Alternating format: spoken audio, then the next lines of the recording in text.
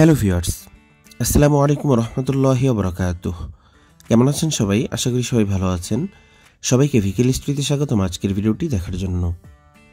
National Travels Scania multi axle Dhaka, Natore, Rajshahi, চাপাইয়ের যাত্রীদের প্রায় 2 যুগেরও বেশি সময় ধরে সার্ভিস দিয়ে আসা বিশ্বস্ত ও নির্ভরযোগ্য অপারেটর ন্যাশনাল ট্রাভেলস উন্নত মানের সার্ভিস দিয়ে এখনও মন জয় করে রেখেছে আমের শহরের যাত্রীদের।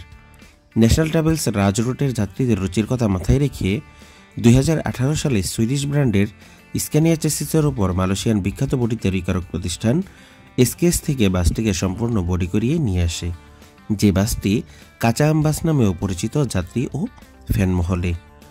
রাজের যাত্রীরা একই সময়ে Volvo multi, Hyundai, MAN, Scania bi এক্সেলের স্বাদ পেলেও অপূর্ণতা ছিল স্ক্যানিয়া মাল্টির। সেটাই পূরণ করেছিল ন্যাশনাল ট্রাভেলস এই বাসগুলোকে দেশে এনে। 3 ইউনিট স্ক্যানিয়া মাল্টি বডি করিয়ে আনে মালয়েশিয়া থেকে স্ক্যানিয়ার ডিলার ইনোভেটিভ মোটরসের মাধ্যমে, আর 3 ইউনিট বাই এক্সেল ইনোভেটিভ থেকে বডি করিয়ে নেয়। মোট 6 ইউনিট স্ক্যানিয়া বাস রয়েছে তাদের বহরে। বয়স প্রায় 7 বছর হয়ে গেলেও বাসগুলোর বডিতে বা ডেকোরেশনে তেমন কোনো প্রভাবই পড়েনি।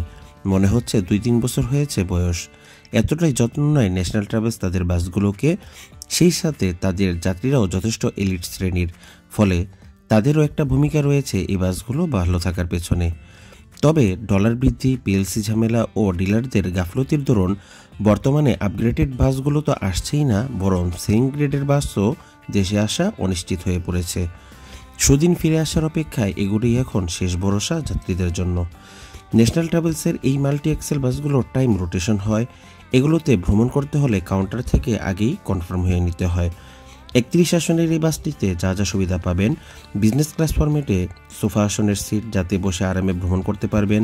আপনার ডিভাইস প্রয়োজনে চার্জ দিতে পারবেন। প্রতি সিটের সাথে চার্জিং পোর্টের সিস্টেম রয়েছে। মাল্টি এক্সেল বাস হয় ঝাঁকিমুক্ত ও কম ঝাঁকি অনুভব হবে এই বাসগুলোতে। বাসটির ভাড়া হচ্ছে ঢাকা নাটোর 1000 টাকা, রাজশাহীতে 1100 টাকা এবং চাপাইতে 1200 টাকা। আজকের মতো ভিডিও এখানে শেষ করছি। আল্লাহ হাফেজ। আসসালামু আলাইকুম ওয়া রাহমাতুল্লাহ।